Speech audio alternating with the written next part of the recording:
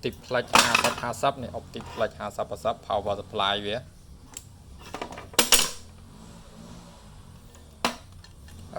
បញ្ហារបស់វាគឺវាមានភ្លើងចេញ 12V ទៅ direct ដោយវាអត់មានជាភ្លើងខ្សែពណ៌នេះខ្សែពណ៌នេះវាអត់ជាទេនេះយើងបដាច់ខ្សែជានឹងចេញក៏វាមានភ្លើងចេញ 12V direct ដែរដល់ពេលយើងដោតកុំព្យូទ័រទៅកុំព្យូទ័រយើងហ្នឹងគឺ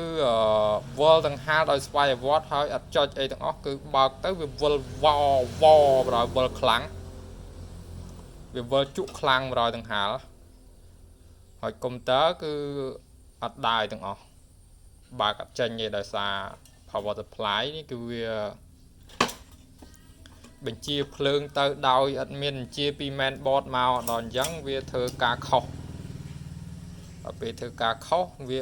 កុំព្យូទ័រអត់ដំណើរការទេវាអត់បញ្ចេញទៅ screen វាអត់បញ្ចេញទៅ mouse ទៅ keyboard ភ្លើងអីគឺវាអត់ដើរទាំងអស់វាចេញវិលដង្ហាលទៅដង្ហាល CPU អីគឺវាដើរប៉ុន្តែកុំព្យូទ័រអត់ដើរទេឥឡូវមក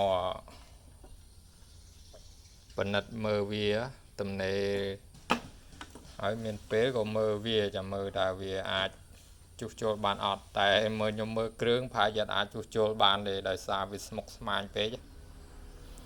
ក្នុងការជួសជុលអីមួយយើងតើប្រើរយៈពេលយូរអត់ដូចអ្នកខ្លះគាត់មើលស្រាលនិយាយតាមមើលទៅឆ្កឹះបន្តិចតួចអីដើរអញ្ចឹងណាមិនមែនដោយការគិតរបស់យើងទេដោយសារគ្រឿងអស់ហ្នឹងវាគេរៀនសិទ្ធិវិស្វករគេរៀបប្រគំឡើងជាគំនិតរបស់គេសុទ្ធហើយយើងអត់ដែលស្គាល់គំនិតហ្នឹងទេដល់អញ្ចឹងយើងត្រូវតាមដានគំនិតគេឲ្យយល់សិន